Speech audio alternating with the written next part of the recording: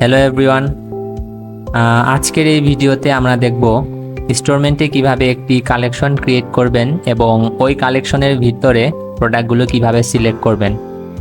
এই জন্য আপনি প্রথমে অ্যাডমিন ড্যাশবোর্ডে আসবেন, তারপরে প্রোডাক্টসে ক্লিক করবেন। প্রোডাক্টস থেকে অল কালেকশনস, এইখান থেকে এড নিউ। আমারটা যেহেতু একটি গ্রোসারি শপ, তাই আমি দিচ্ছি গ্রোসারি কালেকশন।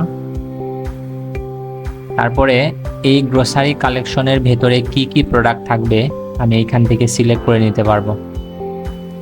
ধরেন এই প্রোডাক্টগুলো এই কালেকশনের ভেতরে থাকবে। আমি মোট 1 2 3 4 5 6টা প্রোডাক্ট সিলেক্ট করলাম। তারপরে আপনি এইখানে এই পেজের জন্য আপনি এসইও যদি করতে চান, এসইও টাইটেল দিতে পারেন গ্রোসারি আইটেমস, এবং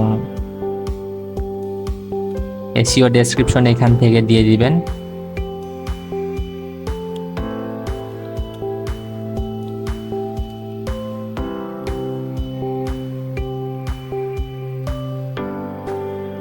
তারপরে আপনি যখন এইখান থেকে মিডিয়া থেকে ফিচার ইমেজে গিয়ে আপনার ফিচার ইমেজটি সিলেক্ট করে নিতে পারবেন। ধরেন আমি এই ইমেজটি সিলেক্ট করলাম এবং ব্র্যান্ড ইমেজ আমি ধরেন সেম ইমেজই দিলাম, অথবা চাইলে আপনি আপনার মতো করে দিতে পারবেন। এবং পাবলিশ নাও বাটনে ক্লিক করার সাথে সাথে আমার একটি কালেকশন এখানে এড হয়ে যাবে।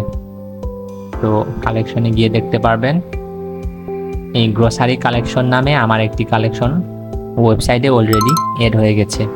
তো এইভাবে আপনি খুব সহজেই একটি কালেকশন ক্রিয়েট করতে পারবেন এবং আপনার মতো করে কালেকশন ওয়াইজ আপনি প্রোডাক্ট সাজাতে পারবেন। তো সবাইকে ধন্যবাদ।